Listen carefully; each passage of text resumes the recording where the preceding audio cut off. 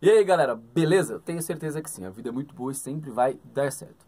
Hoje eu vou gravar para Cairu, a lei orgânica, nós já estamos estudando há um tempo, e eu vou disponibilizar aqui para vocês um pouco da lei orgânica de Cairu. Para que serve, de repente, assistir um vídeo como este? Para você que é de Cairu, vai fazer a prova, vai cair na prova. Para você que não é de Cairu, de repente você vê a metodologia que a gente emprega e funciona, tá muito certo, por isso que a gente faz, beleza? Vamos lá então para a gravação do áudio de 15 minutos para Cairu, dos artigos 90 até o artigo 93, inciso 10º. Lei Orgânica de Cairu, neste áudio, artigos 90, 91 até o artigo 93, inciso 10.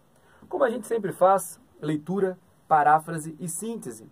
Na prova, nós precisamos saber a letra da lei, daí a importância de nós estudarmos tudo. De repente, uma lei orgânica inteira estudada, coisas que até mesmo a gente não sabia e que são até extenuantes, e a gente se pergunta, não tem como, de repente, a gente estudar só aquilo que vai cair, mas para estudar só aquilo que vai cair, dependeríamos de uma capacidade incrível, de repente até mesmo de uma bola de cristal, para saber qual conteúdo vai cair. Do edital, cerca de 100% do edital, desses 100%, cerca de 20% cai na prova. E como o examinador pode fazer perguntas só de uma matéria, ele, claro, pode complicar bastante aquele que está estudando, se preparando e vai fazer a prova. Mas é dessa maneira que a gente evolui e vence, é dessa maneira que o estudo acontece, de forma acumulativa. Artigo 90. O subprefeito, em caso de licença ou impedimento, será substituído por pessoa de livre escolha do prefeito. Nós temos eleito prefeito e vice-prefeito. O subprefeito, naquelas subprefeituras da descentralização da administração. Por isso que diz que o subprefeito, em caso de licença ou impedimento, será substituído por pessoa de livre escolha do prefeito. Tranquilo? Fácil. Tranquilo para assimilar, porque é na descentralização da administração. Então, coloque aí para a tua síntese, subprefeito de livre escolha, como síntese do artigo 90. Artigo 91. Os auxiliares diretos do prefeito apresentarão declaração de bens no ato da posse e no término do exercício do cargo, que constará dos arquivos da prefeitura. Hoje, a Lei de Improbidade Administrativa, Lei 8.429, determina que não haja enriquecimento sem causa, enriquecimento ilícito. Por isso que nós temos esta determinação de apresentar declaração de bens para que, ao final do tempo como auxiliar no cargo, se perceba a evolução do patrimônio. Por isso, esta necessidade. Então, pode colocar, auxiliares do prefeito apresentarão declaração de bens. Artigo 92. Os subsídios dos secretários municipais serão fixados por lei de iniciativa da Câmara Municipal, dentro dos limites e critérios estabelecidos na Constituição Federal e nesta lei orgânica. Subsídios é o nome de quem está no cargo de agente político, né? Vai receber, é o nome do benefício, melhor dizendo. Em vez de salário, se fala subsídio. Então, os subsídios dos secretários municipais pode colocar como os salários. Então, uma síntese aqui, pode colocar subsídios dos secretários municipais fixados por lei. Parágrafo único. Os secretários municipais terão férias anuais de 30 dias sem prejuízo dos subsídios. Então, pode colocar no parágrafo único, direito a férias, sem perda da remuneração, que é isso que está sendo mencionado aqui. Artigo 93, seção 5, da administração pública. A administração pública, direta e indireta do município, obedecerá aos princípios da legalidade, impessoalidade, moralidade, publicidade, eficiência, motivação e interesse público, transparência e participação popular, bem como aos demais princípios estabelecidos na Constituição Federal e também ao seguinte.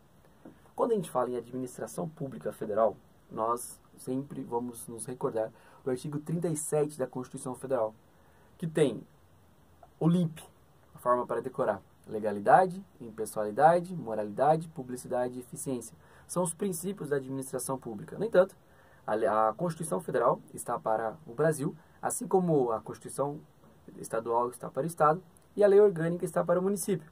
Por isso, que podem ter outros princípios. E aqui foram trazidos legalidade, impessoalidade, moralidade, publicidade e eficiência. Nós vamos lembrar do LIMP. E foi acrescido motivação, interesse público, transparência e participação popular. E ainda fala dos outros princípios. Então, aqui no artigo 93, tem os princípios da administração pública. Princípios da administração pública. Tracinho, pode escrever LIMP, que é já a forma mnemônica de decorar legalidade, impessoalidade, moralidade, publicidade e eficiência. E também motivação, interesse público, transparência e participação popular. É importante que você anote todos, porque na prova pode cair. E você vai lembrar que, além da Constituição Federal do artigo 37, nós temos esses aqui previstos. E continua, que deve obedecer, né, a administração pública. Inciso 1º. Os cargos, empregos e funções públicas são acessíveis aos brasileiros que preencherem os requisitos estabelecidos em lei, assim como aos estrangeiros na forma da lei. Claro, a administração pública tem uma responsabilidade maior porque ela representa os administrados, que são os munícipes. Então, tudo é por meio da lei. Por isso, que no inciso 1º vem dizendo cargos, empregos e funções públicas. Cargos, empregos e funções públicas. Quem pode preencher? Aqueles que forem brasileiros, também estrangeiros, na forma da lei. Então, primeira coisa é isso. Pode colocar, então, cargos, empregos e funções públicas para preencher, atender requisitos da lei. Inciso 2. A investidura em cargo ou emprego depende de aprovação prévia em concurso público, de provas ou de provas e títulos, de acordo com a natureza e a complexidade do cargo ou emprego, na forma prevista em lei, ressalvadas as nomeações para cargo em comissão, declarada em lei de livre nomeação e exoneração. Algo que todos já conhecem. Para assumir um cargo público é preciso ser aprovado em concurso público. No entanto, por vezes você vai conseguir tranquilamente assumir um cargo se ele for em comissão. São cargos que a própria lei vem trazendo de livre nomeação. São cargos de preenchimento e também de exoneração ad nutum, que fala na administração, que você manda embora sem motivação alguma. Então, pode colocar como síntese: para ser investido em cargo, depende de aprovação em concurso público. E aí, tracinho, exceção, cargos em comissão, que é de livre nomeação e exoneração. Tranquilo? Fácil? Como tudo que está no direito, porque direito é língua portuguesa e a gente consegue evoluir muito se nós estudarmos. Todo estudo ele é acumulativo. Inciso 4. Inciso 3º. Inciso 3º. O prazo de validade do concurso público será de 2 anos, prorrogado uma vez por igual período, devendo a nomeação de candidato aprovado obedecer à ordem de classificação. Então, aqui a lei orgânica veio dizendo qual é o prazo de validade do concurso público em Cairu. Qual é? Exatamente 2 anos. Pode se prorrogar por mais um período e tem que obedecer à ordem de classificação para preenchimento da vaga. Tranquilo? Fácil, como tudo no direito. Então, anote. Prazo de validade do concurso, 2 anos. E aí você vai lembrar, porque eu só falo na síntese algo para puxar a informação anterior. 2 anos, prorrogar por mais 2 anos.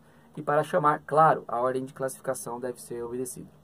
Inciso 4º. Durante o prazo improrrogável previsto no edital de convocação, aquele aprovado em concurso público de provas e títulos será convocado com prioridade sobre os novos concursados para assumir cargo ou emprego na carreira. Por quê? Tem o prazo improrrogável previsto no edital. Aquele aprovado no concurso de provas e títulos será convocado com prioridade sobre novos concursados, que é algo óbvio. Né? Os concursos anteriores são chamados em detrimento dos concursos mais novos. É isso que veio dizendo aqui. Então pode colocar.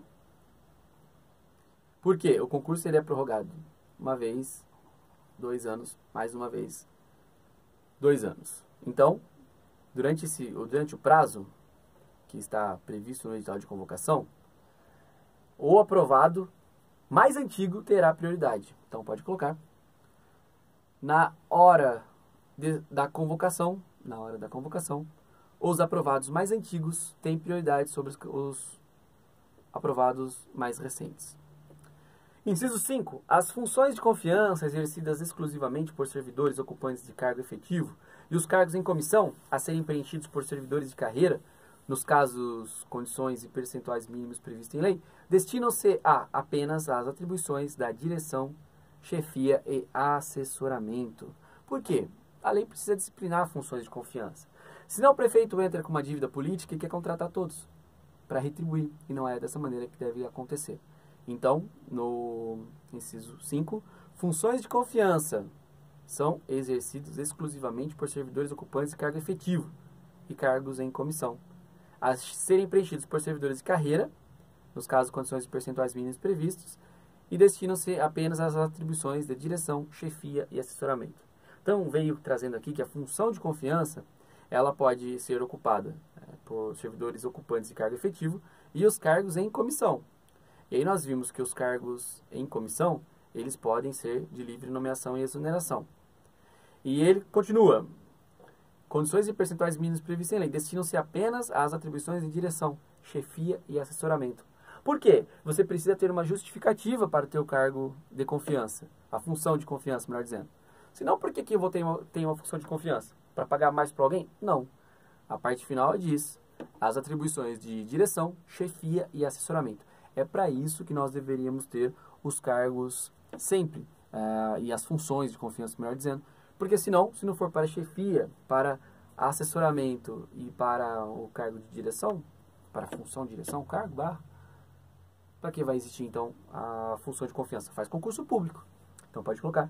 Funções de confiança pública, funções de confiança, não tenho pública. Funções de confiança serve para direção, chefia e assessoramento. Inciso 6º.